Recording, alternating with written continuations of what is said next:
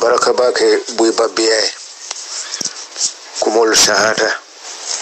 yemen fo moro la nyadiya amanke ko benda suru nyadiya la mode ibe ulul absarul la kono aka yinki ku jamal lema nanni sana o mabe moro ya silado birinta ta su kono meta sirinje nkai kabiro nkai moro kulumo wuleta baken damera moro bu kasino akonya fansi ku sino baliya dammade akonye ibe ulul absarul la kone kay yinki alala kullo jamal lema akonye moro nyata koyno la kontolo nyalbe koyrin nyame be wolenya baraka bare men fo dankene kala molale ala kuwe jare ye kuwe wala kamoso haji jarol barintol wala kulo alhamdulillah alama ala endema baraka bake biya ya fo nyame ndebe jandamen mo nation be lebe jang nanyin abajon kemalan kato hanu woto mo mbe almame tombon kuoto ke do kuma taje ako ntolla tukuloro kunda nimbe almame tombon la men dindi ya tambete nka wala tambinde naman taku ke kebal safa e boka taku ako bari ne keba tambinde nin keba mistake ta dindingol boka fono waye e boka taku bitumbere wo ko to la tukuloro kunda do fana dia motaje kanyin baro kunda ko men fonyin kemba sis e fana kay ko wo mal to la tukuloro kunda lata akan to lamandin ka kunda dolo ka ka nyame menu bota menu be almame ya singoto ala londo yasi ala londo masi natara telemo albame kunda kebade e ka almame ya doko diya telala ala dimbaya lokono me londo sotoje atele ka usuwande asafa e tambe mol salinde bari katatela almame ta e ka almame ya bunya be diya te alfalala bari ala karan wala kanyawo kama abuka tambe ala dimbalo kono men fahamata safa way tambe bitun kemba ko tukuloro ni akay ko bari yalon jante tukuloro kundade jante mandinka kundade jante jola kundade jante suruwa kundade akay jammu bajon kolde nasionol bele bija nda keno la wonyama bari yalon sariyan we tombondir nyafale be alqur'ano fahamal bede wala nyanta tambel nal be ka alqur'ano la londo to me kila la sunno lo ngal bede nal be ka ngoto men folo hijrato ke wo tembo bari yalo sai hijrata kere bari bitun ka men fo doron yemen fo wolo fo la manku to doron wala be sabatire e hanyita mokende ko wala baka ka fembonde ka ke mokendo la koto ndefa be sedare wala la nto lajan e benna nyim bajon ko to baki bari ne juma salin doke membe konton ne kona bulu kensen ijama ka fenne kutugul ne banna salin doke wonya tuma do ila banna salibo damma janne ka futa suwokon akasiya ndadala so wuli kilinde mol ka men dubulu salibola yo sando sotota wotumon na almamo babale abe america ntele be jannon kabatu na jaman basolo lafte falen bitum mo firende wol membe kane finjam nka muru monon kate yanka fo jaman basolo keba tambe falen de rokol kilimbe jede almame toure afamo beletala sa alama ala yam falama ay menke ala la bon alama akela arjanna jo sayote adindo be tamad la yo kumande way wulitan nane lekina wala almame entelo kumande fonna bonkon akonye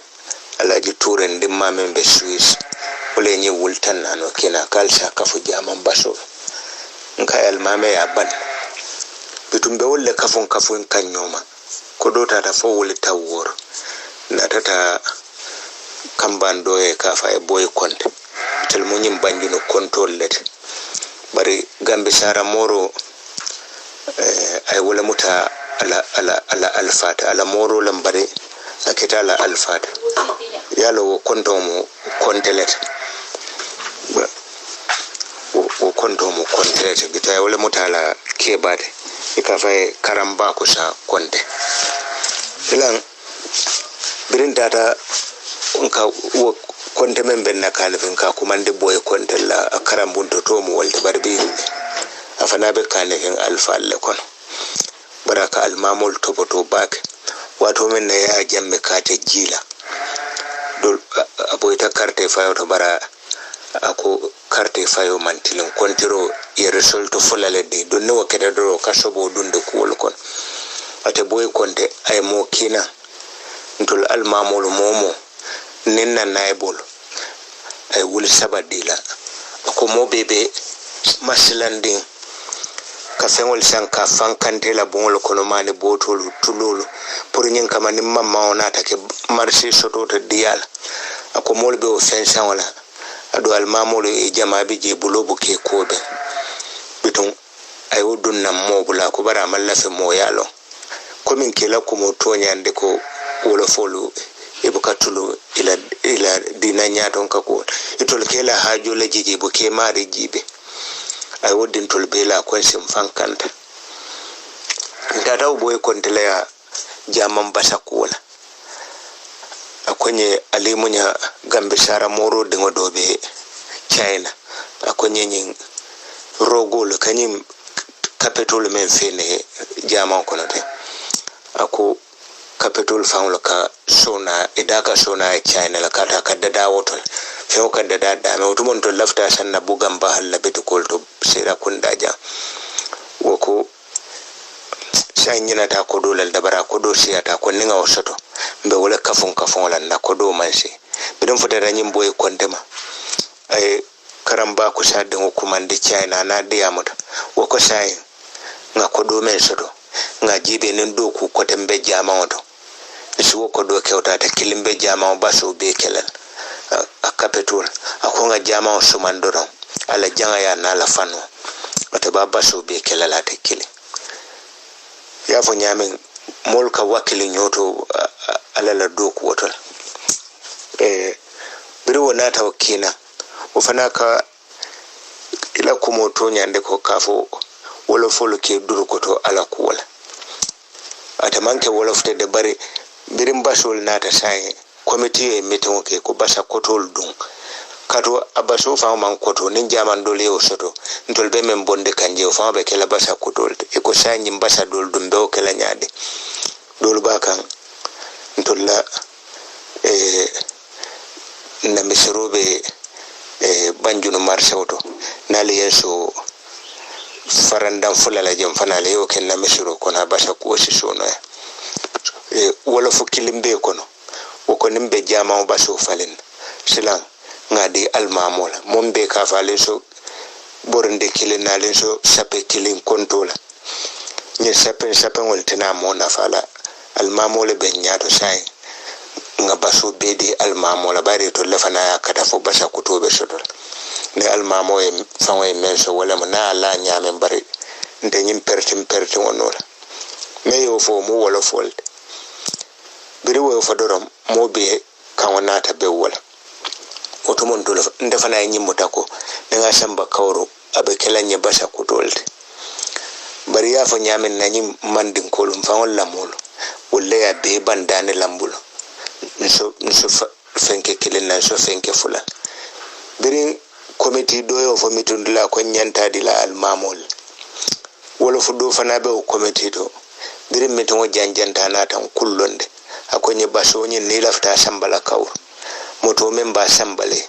ntebe moto nyi nela pikopo dembul mfawle be sanso kelete de dunu kela ko mfawle ba sambale fo kawro jamaoto adumbe mo fana lala kanne me basa kunto no aya fene wono ka to ngamere ka kolelle mala duma pour baso kana to maman bube kaitan diko ikatara hado meren itol bukam mo fawaje tol kela hajole ka to ni woten tol taliben din to bari ye bunya men ken naja dawira moro fawala duwale bi Allahumma salli ala Muhammad wa sallam Assalamu alaikum formo dun kewlo be kalifonin dimbaya be kontonna anin tura kunda kabilo be onin manta ben talibolo abe wole nyato baye sadabo imam sukuta anado ma numu dabo bara ko nin kay numu tura wala kadde yaay woto numu tura be kontonna be moro kanu balu ñinen fengolo halala malo alaman bulol lale kan alaman kala misil mol fasalate anim badingol fasala allahumma sallu barakoto salli ala muhammad wa sallim be badingol be kontondiro kola kuno sewo warta bake biri moro la kaseto peleje ngamoro kuma kawmoy kunun mbedan kenaren talabo men nyaajiyobe bola abe siyala bake kato moro ala bankewo ni yakano ala bankewo kadula baka ka fote idulato ha alhamdulillah betum men yo topoto for radio Gambia lemba fo ya soto mintole ila bado membe do ko leje yankuba tura bendala kane finjam karamo malem ba konton na nala muso katu wate ka dur ko to ke bake ka fa jason na banke wol tip ala nyim banke jamal fangul jama keta nyala jela hani karamo men keta seloto akum fadula ntol fana moro e kila kenden koto e nemma beta kumfa latala maw o fotol be kije bara lullaban ma beta o duwal tole mfana le do soto berol tole o bero fango almamo ya suko dal mama ya banke nyame ba esa o fango dam mamo haji jara la wolde nga kulo njele bare hande man duwol kono bare bere nga moro la banke o lamoy ha biya ya folde men tambita je wolem takuwati de takuwa molka nyoda wala hanen tol almamolo nimbe kutubo fala jumalu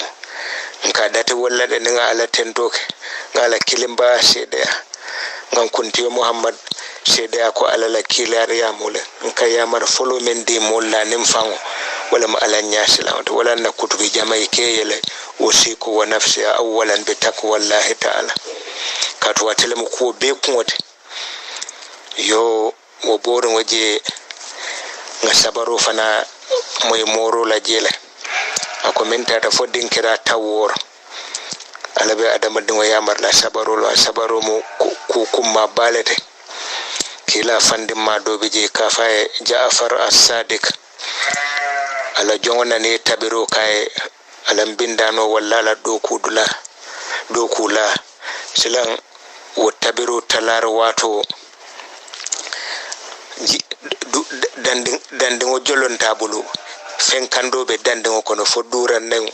faji malemba bar dandingo jolon tabul doro wo tabi fo kandima asarta Jafar balokan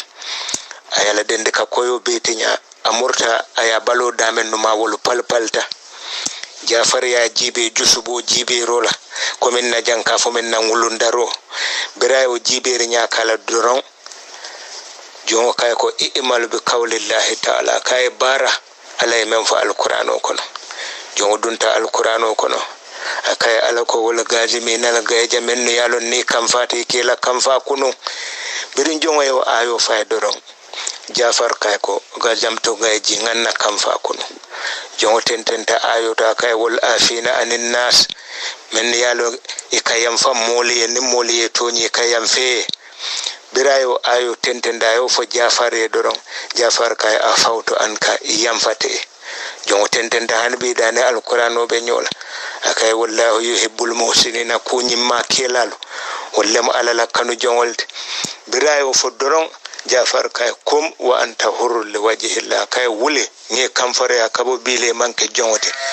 pour si alala dunyo soto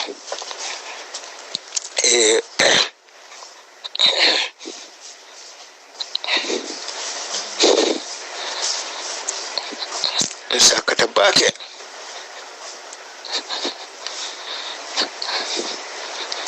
alqur'ano atelem kulur lawte moro e dimbal be kulu alqur'ano lala moro alqur'ano la ko amantulu ngala ndu alqur'ano be mbul janne hanisay alqur'ano la kuluro anim buso la kuluro e manke kelende buso nay mo kulu na nyama buso je doron akamura la kuru ya kulkan bal alqur'ano ne woye kulu akamuntala ko ne fi ngobula dimba kono ye faru fi fawuleta akamutala ne fi ngobula dimba kono ye faru fi fawuleta ye baya wata yau ne wulan bonde ya la tunkan kuma kan ye kembata ya sempete fokko mo be borbara bala alqur'ano la kuluro be walanya wala ne molon nun woto mama alqur'ano long ina ta long ala alqur'ano long de kola isafa ko ne amari tunkan ne ya fale wala na ala la jonken dolu idaji ko ni nyin mol daji ko ka fata alqur'ano le mutay wala ke taram bulode moro e dimbalo kulu wala ay dimbal londi wala kan moro man dimbalo kulu busala de alinga kata bake lafata tentenna baranga lunta wala soto iben kumande na wala na kumolu ka sakimbulu allahumma salli ala muhammad wa sallim ala baraka be mulu be kondonna mbafala yaya ture dakar mfamata akibaro assalamu alaikum anabi murtana bafalo la ala tentola bafala alhamdulillah alladhi habbaba taqwa ila nufusi awliyaihi atento murunda alama ata alame yalonko ateleka alanya silan sodi ala waliyul sisul kono ashhadu an la ilaha illallah wahdahu la sharika lahu sedata ko tonya batu man saman soto fo ala damma de nyotala wali salihin atale kunyi makelalta aye mutaterote yarfa'u awliya'ahu atalaka waliyul kotota terol bi takribi ayesu ya nyoya fi dunya nanyin dunya ja wal akhirata nin lakira wasadanna sayyidina muhammadan abdu rasulun sayyidata kon kunti muhammadu de alala jonlen ala kilari ya mola fana mata sayyidul muttaqina talam alanya salam mo be kebat momo ne takwa soto yedo man dimbatele tatu atele be jon be nyato alanya salam wala nabi ne busafila kuma tama makarim mo takwa wa tilkal makarim alanya salam wala ko beti moro be lore wala kan wala jabulu hanabi katen tangala banke wala ay alqur'ano law dinkiral men konde aya ayul konde dame ana sorul ane haramu ko fatandir ko la ni yamar ko ay konde nanbe sidin ay ñi ñoo fo ñala ay alqur'ano konde fa futata nyimma innal men fana be jaawul be konde ko me inna fatana inna anzalna hunyul inna atayna ka aywo innal fana konto fo nyefo inna nani lemban nim manjina ko fana mun nani let adun ta ko no bira nyulu befo nkay morkeba nkay bare aliyinki alkayinki alqur'anu mabake akonye falaji fajir wo fajir nka be alqur'anu kunna la nga janjang akonye fitala kamasin janjan nyame ni ba misale ngana be saya nyama akon ka fengol be kontile sujudu dulalo akonye femfeng be ya marul fatandirul nka sila nga be konta akonye kal qur'ano be janjan sura jollamo aya jollamo ru hijibul nim fonko la akonye ka be kontile al fatanyi mal nyinke akonye nga be konti nga be nga dankene yaka be ba nyamalen sina kafunyum akonye obuka ba akonye fajir wo fajir la nka be alqur'ano kunnale kadulal be konde kayinki kana saya nyam barbira akonye fajir wo fajir nka be nga kunnala mpana ma fa morke bay nin jumal le ka be nga kunna baranga lon ko ila wali kafo le wote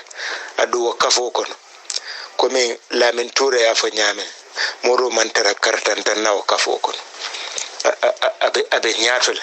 birulu men na ko nyako wali lakke ba to mo umudulet ne da fengol bela ala tento konte na dasata anyanta futala adado mento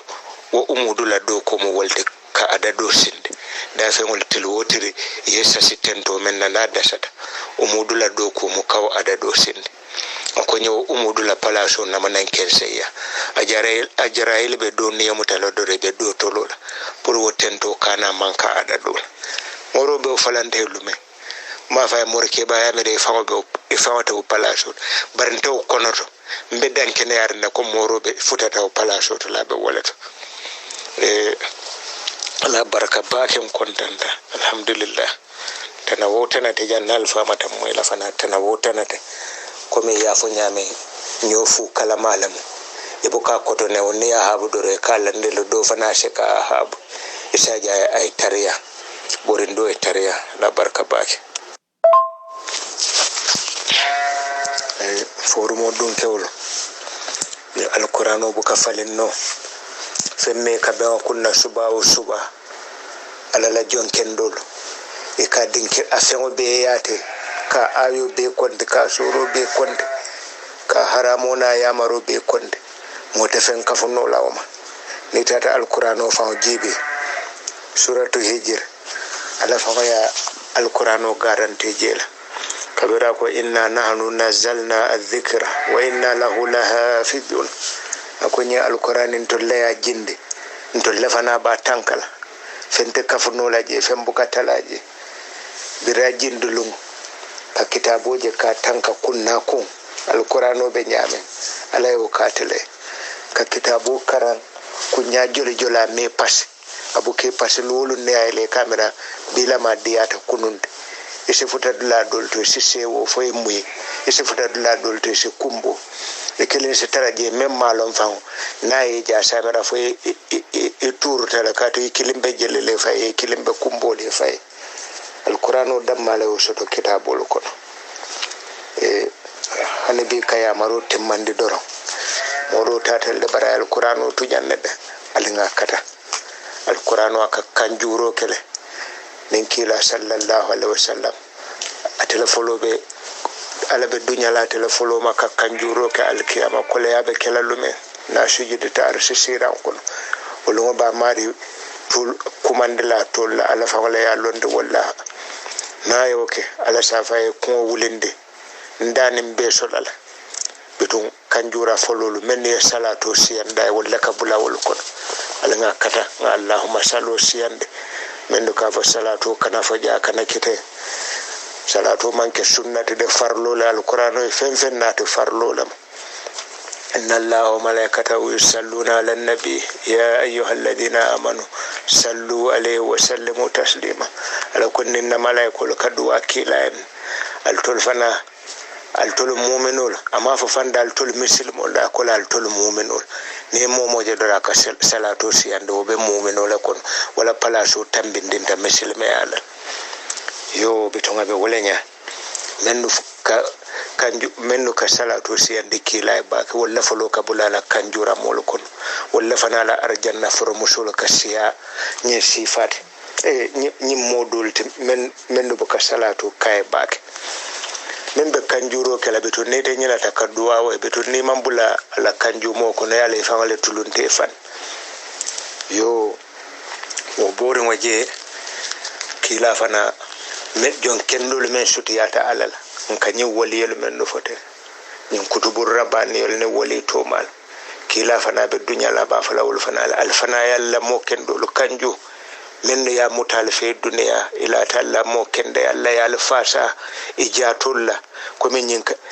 ba e saka jidu no men fofo e kongol busita moroko ko yew jiyelo dunya la kole ya duno la ala si tanka wal wasike han al kiyama fa be tanka la woluma woto sa katangan dur ko to kende ke mo kende ko woto kila la kanjuro ko la mo kendol be kanjuro kelal kila fa la ba fa la alfana men bulatal no me son dalla mo kende al ala danal yam fe men yakala wol sot ala man bebula la wol kono wol boru ngoje alquran nya alquran fam afana ka kanjuro kala sako soro men birindinde mal nembe karantal to ka fanga tanka tabarakallahi bi yadil mulk wa huwa ala kulli shay'in qadir wo soro mo jamala ya tanka kila sallallahu alaihi wasallam ngajala hadiso to e kabu kila suto aman suratu mulku karan aman suratu sajda karan katu ako nyin sura fulolo e ka kanjuro ke alala jongen na alkiyama ne wo mari la konto be na bala doron suratu mulku sillo anin suratu sajda safo mari yam fanyi nyin kantolo karam bakel o talanga kata jamullun tay adulal talanga silafando siyande danoro kadi amo kendol fanabul men do man dim futata wala fana danoro ka sone bulu ananga kata allahumma salli ala muhammad wa sallim.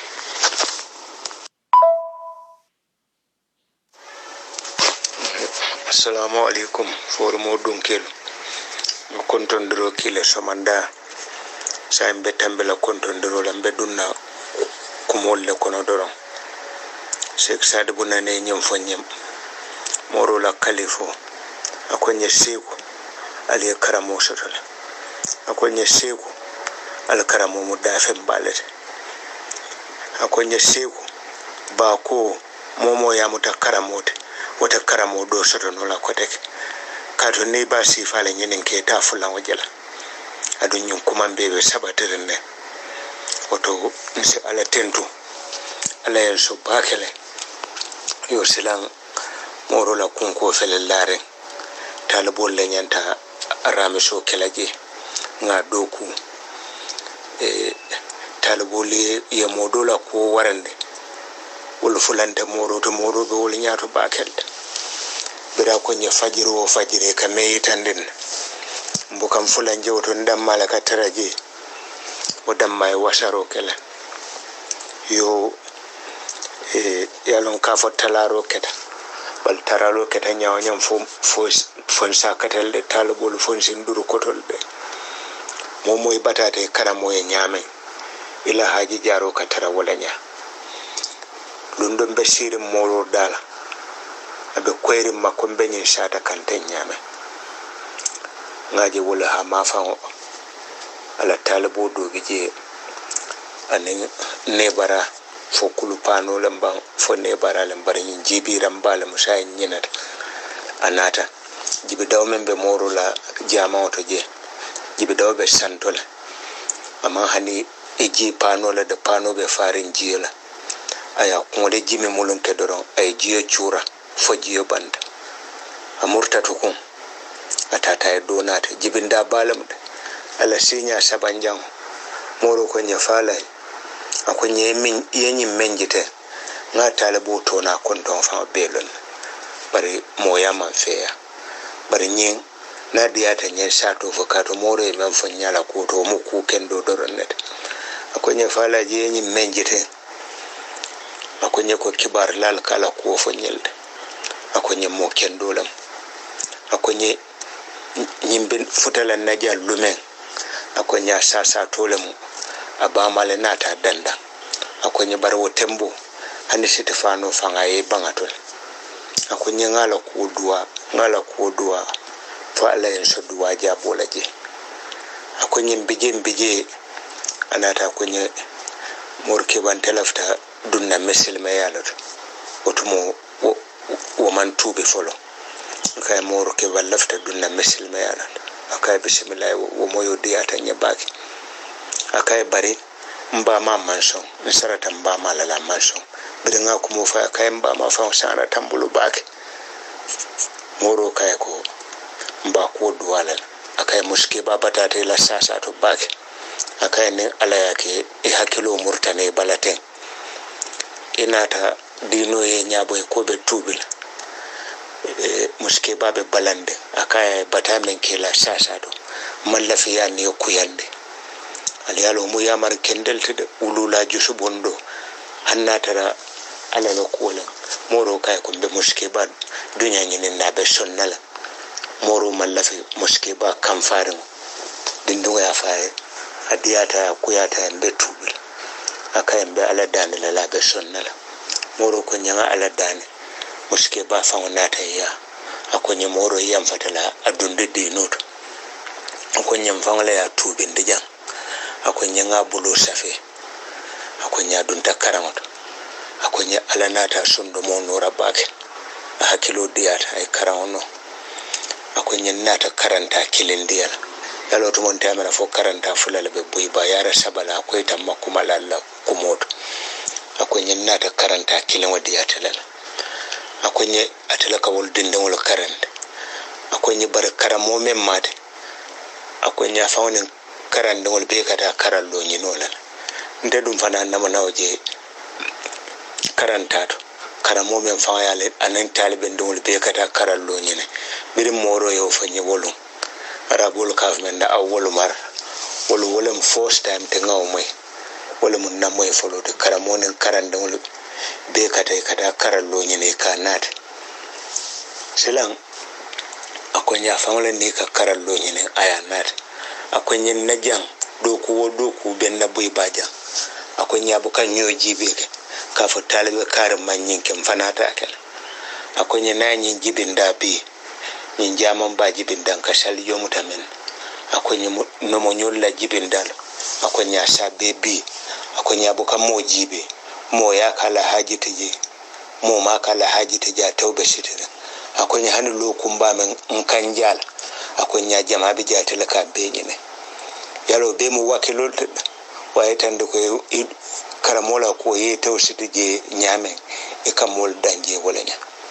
akonye ko bi kala ko mo fanye baake akonye ko e kabe bulala monyi malla ko akonye kala ko mo fanye baake kibar lal kala ko mo fanye yo bi wo talibote buiba amortela sata wotona bara manke gambian kade fo Senegal lemba astaghfirullah fo Casamance lemba wala Guinea Bissau o ma fam mollem silala ko nata film ma bar nga to na fonton lonne ari malum fakana buy ba siarel do bar buy ba nganin taman serul memfo men do sita je ne hakiloto talibo karamo men nin talibe ndol kata karal loñine ibe wolon na karamol kono men fana yalon ko atawbe sitirin ka jibindalu bebi wo jamanto jibindalu ne musul la jibindalu abuka mo nyojibe do wala abe saravation kan doro fanu wol be band asinala fonyon de woke woto nyaje benyen satala mbesa akata momo ye menke ebuka ke moye kake kumole wala na nyimbe alqur'ano kono ko momo e barata menna ya bare fangole ne ya nyimmake e fangole ne ya jawmake e fangole man amila salihan fal nafsihi wa man asaa fa alayha wa ma rabbuka bidhallamin lil abid yo nkanna kutubulu jama ke kun fanyina momo ya nyimmake ya ke fangole nem fana ya nyimma tanoke ya ke fangole ala ya nakartije mo nyamen ta nyawani buka ala nyamen no akataro lejo bar mboka sonyinna mol kafako ala buka julo dum aka julo lejo ala julo men dum tultaw banno la jola ala me dai ke mota ameke be yawat ita kafako ala buka julo dum aka julo lejo to yan sontala aka julojo na julojo do aka jonya nyimmale kala ka siyande barka faka buka juludo ala julo men dum motaw banno la jola ayeda da yake hadaba dum atela ka sanjo nata ne ke balu men e mo muslimati e mo kafir sama arrahman duniya ne mo ka ke mo bele motaw julo jono nabila ibrahima e ka buka domoro keno afaya kilin anane modo kumande domoro la kabre ibrahima dum buka domoro ka ma mariya tof yanna ka domoro dati doron bira ko bismillah ay men kumande konton la o jusubota o mo fulan ka fu molete o man dum muslima yakon biro jusubota doron aya bulo sara akafata konton ibrahima ka muneket akay ye men fo bismillah akay wala nan fada ibrahima ka he oto ne wole muta ka tunte mari fanga otof wotata doron alai ibrahim ya mara kai ko ta amane ne aina domoroke akai ibrahim ko amare ko mare bari ngetele tofa jusubo ta dum fonte ete tofa akai ko ha hanna jusubo ta amane ne doron aina akai ko ndeme yada abukan batu bari na duniya nemo mabal wala ni mulbe kawatan akaya kumandi doron ya mane ne aina domoroke ito yaji be kumolo la jang ala baraka baka allahumma salli ala muhammad wa sallam. Assalamu alaikum. Nyin kuma do men bana tala moro la badin dolem akwayen na dia modle la moy moro fasaru juso men bala badin wala karola nin talabul la karola nin mu'minul la karola akonye ntana ne be kasamas akonye ngalla sata o doloto e ka foje tamba bara ma foko tamba kunda de komin ne mennu konto mo tambate yela sata o lo je to la tamba jiro misal fe ako sata o to mo tambalate akonye suto mbelare nsiboda na faja so njalo tankun ya bulo kenyete komin ni ba fala moy tambite ye bulo warete tambite yalo namanke video to fodiamo asifa loka kola la bulo ka nyame ban misal fe ni ba fala moy tambite ye bulo tilanga je ma fa akonye biringa moroje sibo ko na bulo ko no kenyonya akonye so manda wulta doron nsarata njati lan ko entakata konye nkata nyawonya manso ntata akonye ntebota wasata to samu rebelo lenata boy wasata uka ya alkalo mota ya site akonye alkalo doma botanan tamadula aya koto tara site ne akonye ofana mu ke ko lambalet ane rebelo dunta nyola akonye jannika akalanga fana mo jamal barame kono akonye inata alkalo fanfa akonye momen fata wasata to wolo kutinyaro men ketaje be yamal ne hadama de wala karola akonye o sembo warta akonye alala kitiyo ne moro la fasalo mallanka den ko be boylan kanjela ko barbiriya bulo kenyete wala mo tambiye boja akonye mfanga yalo ne wota sibo cha kande wo mudandar la lolet manna ko mo bona nodo bar mo dum e ka famen ne bukata man sere dol biji hanne safo e kene bato jahara onya isi balebul banne ala fana mo tank hani fi naro doras asaja silla lanno le mu kuwote ni lata mole kallala bar ntolla ya kero la kasiyambulo wala kambatande hanne moro bula duwala e fa wasi tara kere le yamira nanyin duwabe jabe ne kere ta dola ta jabila ala baraka baka allahumma salli ala muhammad wa sallam. Ani bi katente na yato kulo katinyambulu je nyame moro bere ya tolo palaso la me yenyin kisa to follow fanye moro e mensi bonda kay bonyin sata auto atila fana yenyin fanye akonya na tanna sata auto jaso ako kebali ko palaso men kanyine seksa de ko e palaso dintella munyin ma kundato ako keba do bije wakay ko yo bare seksa de ko e palaso dintella wata fa seksa de buye ko nanyin jaso njam mallafa nyongo tara jara e ku ke jamme alon ko jaso nyote tarla jara walla nyote tarla nyim bankon kan yaji mo kendo le buka tambi nyato ne mon fo e kallo woldo ne be bulalo duwala ye bulado duwala barka aw sarte male o fana mantara adabu kendol kon ko birewo ke bayo fo moro e ko moro e de ameta ko karamo sade buko nale nyin karambo soro tubabu karambo membe jason jali ya soro ale karan bunto de nol be bonde ale be dun karanta to moro karawon allafta jaso ye kenya men jara kono nin gambia kono ala be jason kila walanya akonye bari iman sowo kuwal bitu yaji to lamolu mo choko solem mo koto bolam wala nanga do faje moro be mbulu jang e ka koma kuma foka foko jason naka mo monyi made to lakara man futa ngore ngokoto afa balande ne o fanye akonye yare la kumulu fo kibar lelle o futande koto afam akonye lundo lendoron abe jin ko la nyaayele ako kibar lalo ko sate kare afure na kende nda fulante o batere e ka fa men nako moro man futanto la kare ngore ngokoto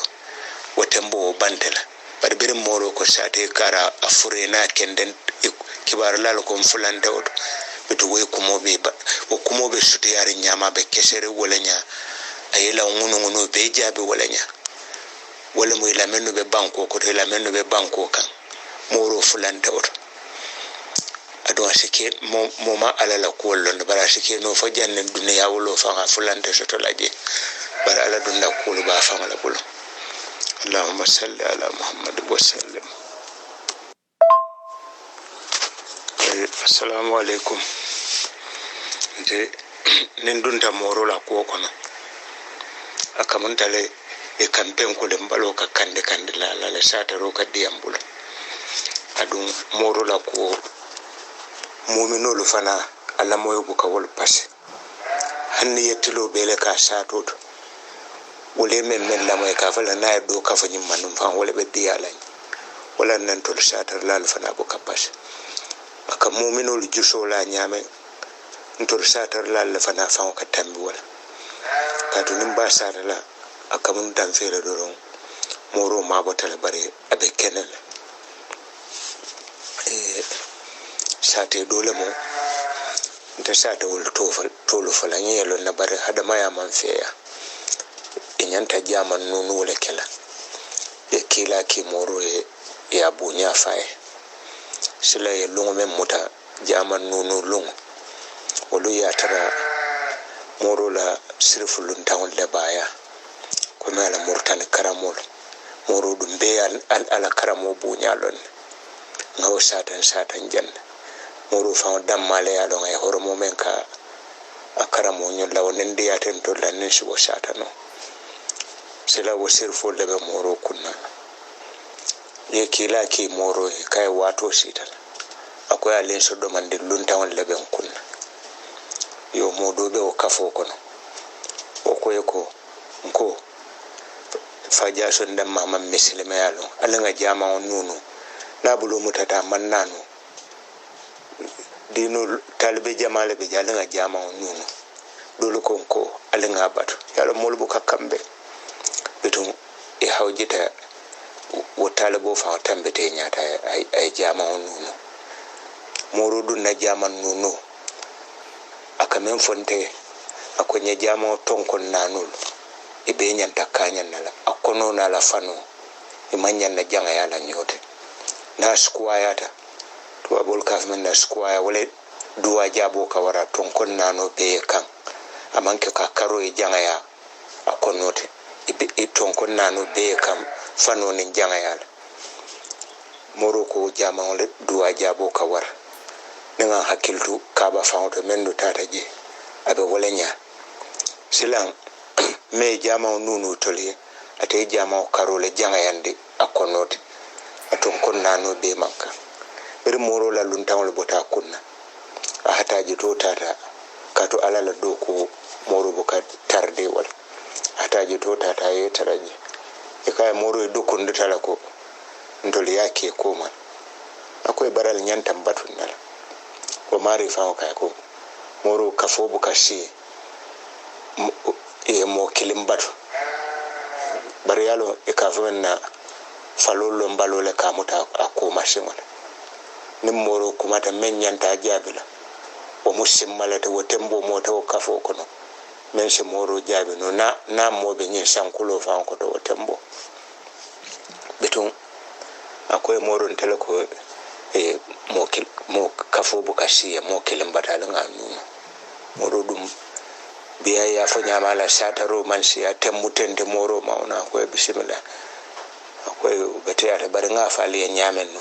nali ya akono ala jamfo nala fano be kanyande no o sibbete bara le karole janga yande kono bara fo doran dolbe kafo kono wol konko bari mambulo ko jama la folo ala nga boy moro ya fo nyamen nga ton kon nano be kanyande dul ko han bo kasi ay mo jama batu atira kat wote boy lawe men wulinde bitabe lola beto moro botaje bar moro kontane to mamboje mo kendol dum ne kilin kamfandi la kafo kono woli kafo bele ka kamfa